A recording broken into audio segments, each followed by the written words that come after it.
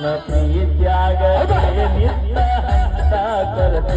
ನನ್ನ ಪ್ರೀತ್ಯಾಗ ಏನಿತ್ತ ಅಂತ ಕರತಿ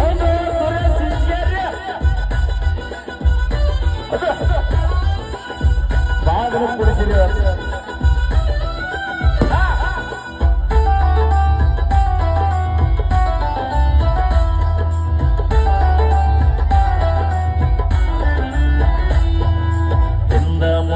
ನೋಡಿ ನೀನು ಮಾಡಿದ ವಿಚಾರ